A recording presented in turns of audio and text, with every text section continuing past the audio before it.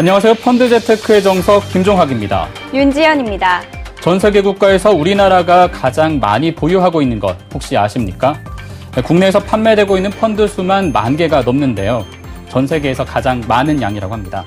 차라리 상장돼 있는 1,800개 종목 가운데 좋은 종목을 고르는 것이 쉬운 일이 아니냐는 지적이 나올 만합니다. 하지만 펀드 숫자만 1위일 뿐 이 펀드 시장 전체 규모는 세계 13위에 불과합니다. 그렇다 보니까 좋고 우량한 펀드 고르는 것이 쉽지 않은데요. 과연 좋은 펀드란 어떤 펀드일까요? 지연 씨는 좋은 펀드가 어떤 펀드라고 생각하세요? 글쎄요. 아무래도 투자자 입장에서는 나에게 돈을 많이 가져다주는 펀드, 좋은 펀드 아닐까요? 네, 말씀하신 것처럼 대부분의 개인 투자자들은 좋은 펀드란 무엇이냐는 질문에 수익률이 좋은 펀드, 돈 잘 벌어다주는 펀드가 좋은 펀드라고 압도적으로 답변을 내놨습니다.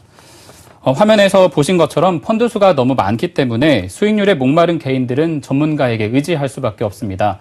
그렇다면 전문가들은 어떤 펀드가 좋은 펀드라고 보고 있을까요? 화면으로 확인해 보겠습니다. 가장 적합한 펀드여야 된다고 생각합니다. 그걸 알기 위해서는 본인이 어떤 목적으로, 어떤 자금의 성격으로 운용을 하고자 하는 것인지, 이게 노후 자금인지, 지금 재산을 증식하고자 하는 일상적인 급여를 저축하는 그런 수준인지, 이런 부분들을 좀 구분해서 하셔야 될 것 같고요. 그래서 우선 펀드를 가입하거나 금융투자 상품을 투자를 할 때 직원에게 본인의 그 자금의 성격, 그리고 지금 운용하고자 하는, 투자하고자 하는 목적, 그리고 그 기간, 투자 기간, 이런 것들을 명확하게 말씀을 하셔서 상대 직원이, 판매하는 직원이 그것을 제대로 알고 적합한 상품을 이제 권유하도록 하는 게 가장 기본이 될 것 같습니다. 앞서 살펴본 것처럼 좋은 펀드의 조건은 이렇습니다.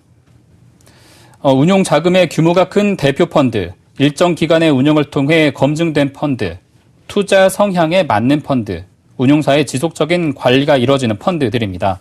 그 외에도 세부적인 내용을 보면 펀드 매니저의 교체가 잦지 않은 펀드, 보수가 낮은 펀드 등이 있었는데요. 펀드 매니저의 교체가 잦을 경우 새로 운용을 시작하기 전에 펀드에 들어있는 모든 종목을 처분하고 다시 시작하기 때문에 회전율, 즉 매매 빈도가 높아질 수밖에 없다고 합니다. 펀드 성과가 안 좋으면은 교체가 될 수밖에 없잖아요. 형식적으로도.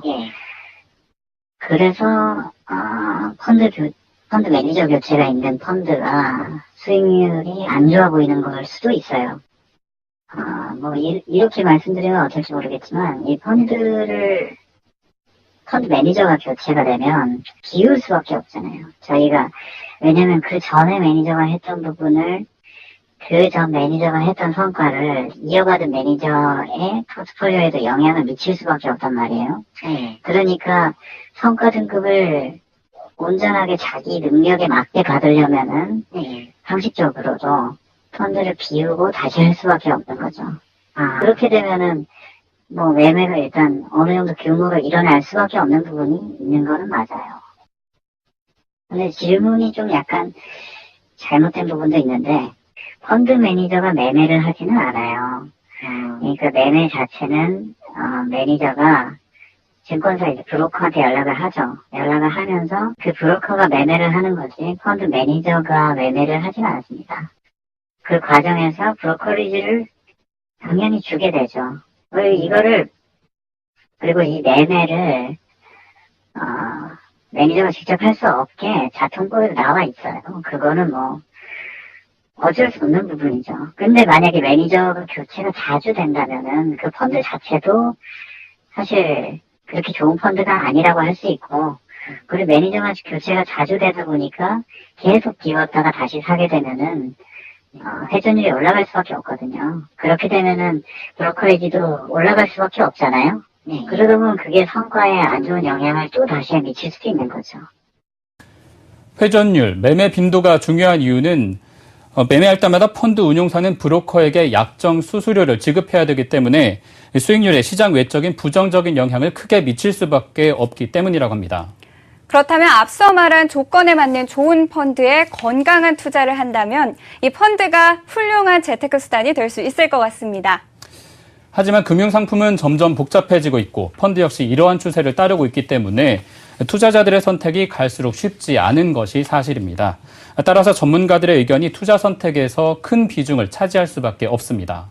지난 4월 10일 펀드 온라인 코리아가 발표한 온라인 금융투자 리서치에 따르면 펀드 가입 경로의 경우 은행 또는 증권사가 절반 이상인 54.2%로 압도적이었으며 투자 권유 대행인 역시 26.7%로 매우 높았습니다. 두 케이스를 합치면 무려 80% 이상의 펀드 가입이 상담을 거쳐 이루어지고 있는 겁니다. 네, 그렇다면 상담을 해주고 판매를 하는 사람이 중요할 것 같은데요. 네, 그렇습니다. 그런 의미에서 판매자의 전문성과 신뢰도가 높아져야 하는 것입니다. 현장에서는 실제 판매자들이 좋은 펀드를 금융 소비자들에게 어떻게 판매하고 있는지 저희 제작진과 함께 직접 펀드를 구매해봤습니다. 네, 영상을 보다 보니까 다소 궁금한 점이 좀 생겼는데요. 그렇다면 이 성향평가 결과에 따라 금융사들이 판단하는 기준이 좀 다른 건가요? 네, 그렇습니다.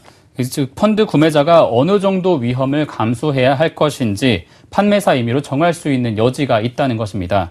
올해 3월 20일 개정된 표준투자 권유 준칙을 보면 그 이유를 알 수 있습니다.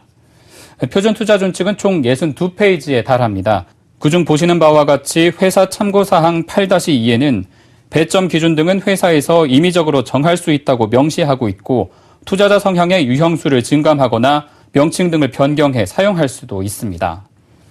지점마다 다른 등급이 나온 이유가 바로 여기서 나온 거군요. 네, 그렇습니다.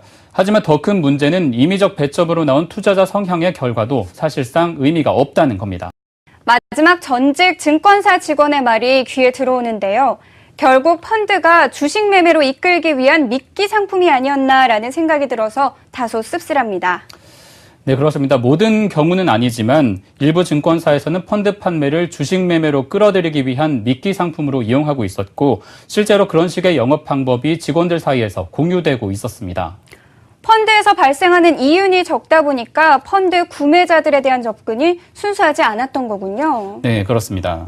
그렇다면 다소 무리를 하더라도 고위험성 상품군으로 투자자를 이끄는 것이 이 적극적인 주식 영업을 하기 위한 선행 작업이 될 것 같습니다. 그렇다면 도대체 저희 같은 금융 소비자들은 펀드 구매 어떻게 해야 할까요? 펀드 시장 신뢰 회복이라는 허울 좋은 명목 아래 책임 회피용 생색내경 규제들만 잇따라 생겨나고 있습니다. 시장 활성화는 금융 소비자를 외면한 규제에서 오는 것이 아닙니다. 반대로 판매사 스스로 선의적 판매를 할 수 있는 유인책을 마련하고 금융 소비자에게 직접적 혜택을 주는 것이 현명할 것입니다. 실제 저희 취재 과정에서도 펀드 10만 원을 구매하기 위해 1시간 넘는 상담을 해야 했습니다. 그 가입한 결과가 오늘 방송과 같습니다. 이 책임 회피를 위한 규제들이 오히려 금융 소비자들을 시장에서 소외시키고 있습니다. 금융사들 스스로도 신뢰 회복을 위해 힘써야 할 것입니다. 작년 말 봄을 터지듯 쏟아지던 시장 활성화 정책도 동양 사태로 모두 물거품이 됐습니다. 금융 소비자들의 시장 외면이 2000선에 갇힌 지수와 더 이상 떨어지기 힘든 금리 때문만은 아닐 것입니다. 저희가 준비한 순서는 여기까지입니다. 시청해주신 여러분 고맙습니다.